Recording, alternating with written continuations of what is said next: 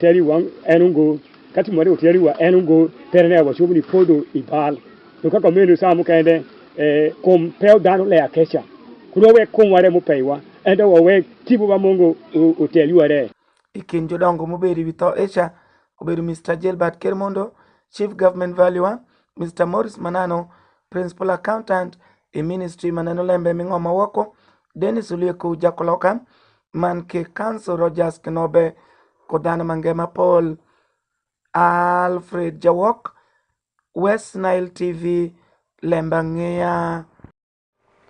Foshni Alfred Jawok pinikelo LEMB ANGEYA jutela district mimoyo upe kudanyonga pi musara pa juponji majusholo tongtong munwangare nya juponji mi science jusholo loyo juponji mi arts lembeni unyayu apoka man winjiri no kikin juponji yeni man bende ketu juponji mi arts borupe kudamora mi ponju awia mi sukurune wanwang lembe bang okumu Dominic.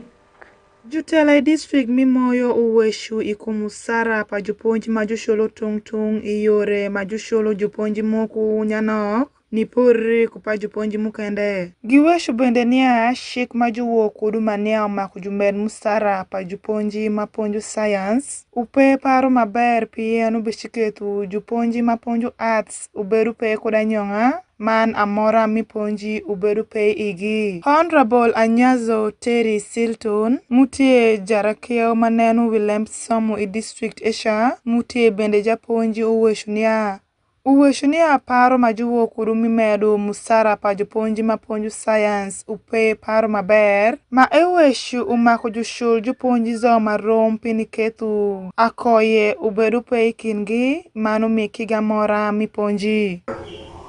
A teacher teaching art subjects and a teacher teaching science subjects, and they're teaching the same classes. And these subjects they teach are examined,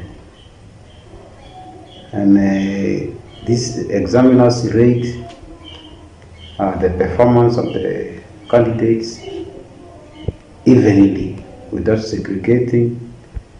This is arts and this is sciences. So to me, all the teachers should get basic salaries. If it needs enhancing, all should get the same salaries amount. Now, coming to salary enhancement for science teachers vis-a-vis head teachers who are also scientists, I think that's also around the season. Because head teachers also do teach.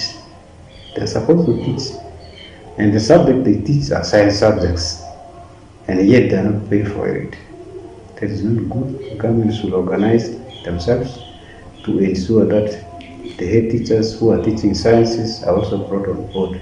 Honorable Asusi JB Sam Mute Jarakeo Manenu Willemp Lim I Otish Mimoyo Uweshu Shik Eni Majuwo Kudu Upe Maber Egame kwayo jutela muwo kuparu eni niloko paru megi mani shulu juponji marom. But also one thing which is strange in the policies that once you are a science teacher and you are a head teacher, your science teacher salary scale will be removed and you will be able to get arts teacher salary. To me, this is a policy which is not friendly. Why? Because I am, for instance, a science teacher and you appointed me as a head teacher and you want to deport me to get, for instance, 2 million. Who will really want to be a head teacher? Unless they are saying science teachers cannot be a head teacher. So I want to appeal to policymakers to review this policy. Jadit Mal Michael Mutie Janen we Jurutish I district Mimoyo ukwayo jushul Jurutish pa governmente maber man pinijigu abamba pale man tuolu shin maberupe ikin Jurutish isawa megimitish. Considering a living wage for everybody, whether you are a scientist, whether you are an artist, whether you are on Sky or whether you are a medical officer. The living wage is that wage which can make you live honorably. So for me, my personal advice is if the country can work towards ensuring that every employee of government has a living wage, it will be okay. and that would be in the interest of everybody, and it would also help in the reduction of corruption and so many other evils that are associated with the inadequacy of income. Unwang're ni a government mi Uganda uwuok uparo mi medo musara pa jopuonji mapuonjo science ing'o mi Uganda zo. Munwang're ni a pa jopuonji mi arts jube medungo. Man juwi jopuonji mapuonjo science bende jube medo. Aloka manyien nenu bushikelu apoka man winjiri manok ikin jopuonji. Kashindo Fancy okumu Dominic, West Nile TV LEMB. Ni wako maisha jarato unegre odiat madit minebi iyore mepodhu itang madit papi mi odiatesha lembeno wako dano mekabedu esha ingeng ma ugwokush minebi district ubemediri kaloboto kesine wanwang lembe mazebang Alfred Jawok. Polisi minebi district gibe dwaro tie lembe moketo ng'ato moko mong'erengo odere kod tank maunwang're itenge pa odiat minebi lembe meno timere ikugweno mininda parachel padima eni yung'e majara thoma eni polis remutere yanwang kony miyot kum iparo pa Dr. Emmanuel Onapa mutie medical superintendent odiat madit minebi askari moberi du tich unyutire lembe maeni ni ng'ato moko mondo tank man ginwang'e tho emedo niya yong'e nwang'o lembe maeni echido enyuto lembe neni polis minebi mag chidu kecha ni wadho komavu eni. Brought to our emergency unit. By that time he was not able to know many things, and we could not also ascertain his details because he was that time looking sick. We don't even know where he comes from. So the medical team managed him, resuscitated him, and he came back to his normal senses and was able to walk around. But then in the process, I think he wanted not to stay in the facility.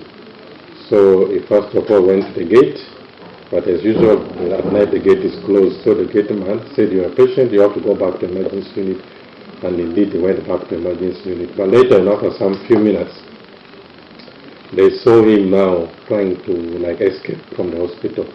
So he climbed the roof. I think he wanted to jump over the fence because that's how the emergency unit, the fence is just behind the emergency unit that goes to the roadside. But behind that there's also a water tank, a big tank, which was filled with water. So somehow I think when people saw him, he became anxious.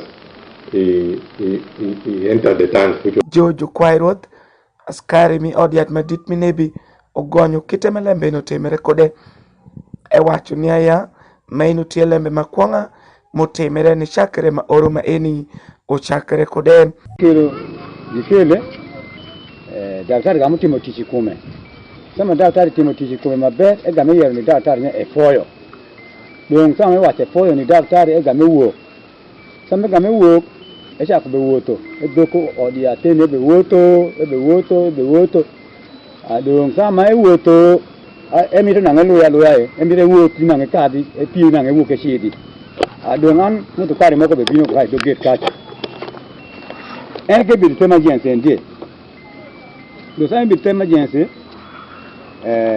ana jolo muto kare kacha ga me bi ne woto kudi wa plate ma ende eri ni mateke ke bi ne chulo kacha ga me pi wijinde ibitanga ende sama pi witanga ando ko kata ri nyini abino egonyo witang agame piwa ngachel kani witang ukeno agama ai kukena chio kani achidi ba daktari awa daktari gano moko mano watu mo ukino tuwezi no manpoliti kelo cha edaro kadu kani epi itangi sabe pi itangi eno daktari ugumyo ila wetu kuma ende wata kumeno in tim tethering kani I police agama tingo ngwacharingo kani aringi police kero mwane nwangu ngech kodiba police bedo tek isa mitingo lemba ngiyama eni man ke podi wedi pajarato eni unenungo Alfred Jawok, West Nile TV, Lemba Angeya. Lemba Angeya mo ay bang Alfred Jawok wendano matunde lifashel uro nyingi pinwangu ID district mia jumani mashalo sawa miro nying dano pi ID enu betundi ya jiki i district Asia. Onzima Alan ukelu lembe mazao. Mashalo dong ninda parario mijiguro nying dano I otish. Panira munwangre nyaka go wen dano elifapar uro nyingi I district miajumani. Ro nying dano enu shake ninda parario padumirabu ngwen oru elif ariok pirario yangwen. Ininda parashel padumira parashel oru elif ariok pirario yangwen. Jaro nying dano I otish panira I district miajumani. Fred Balaba uweshunia peko maginwango mapolu pe. Pien gitie kujuru tish mapol mutiyu man ginenu niya luak dano makunwang. Identity card megi. We are across all the parishes in the district. We currently do not necessarily have major challenges with activity. We've had a little bit of hiccups with weather in one or two of the sub-counties due to the season.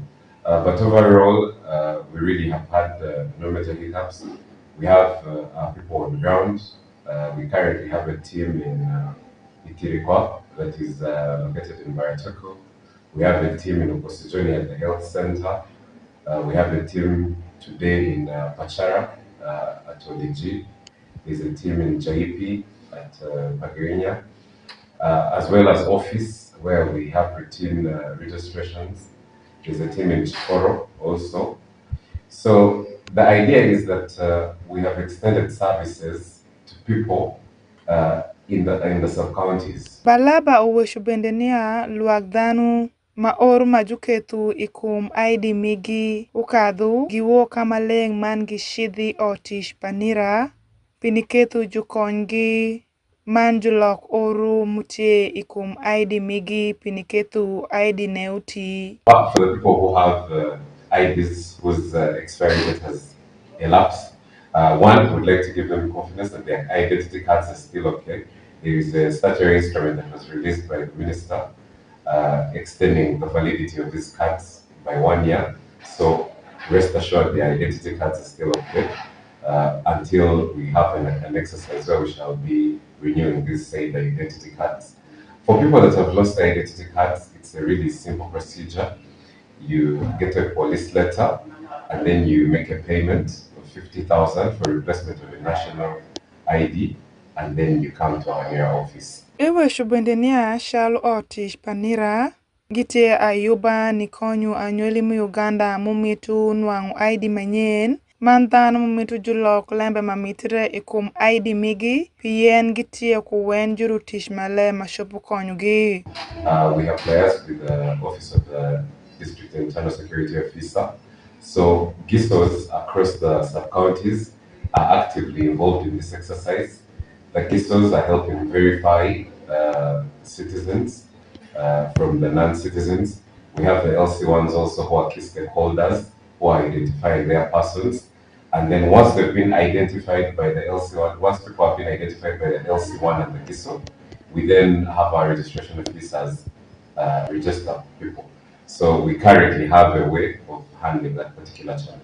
Yeah, maybe apart from that one, what do you have to say about for those? Alule Simon mutengati ashel mutero waraga pare pitish eni uweshu peko magibegi nwang wang mapolu tenia juyenyu royu nying dano marash magam ketu peko bedutie isawa minwang utishne.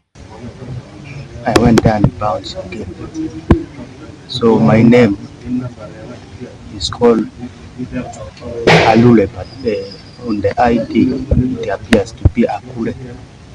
So that error, I don't know how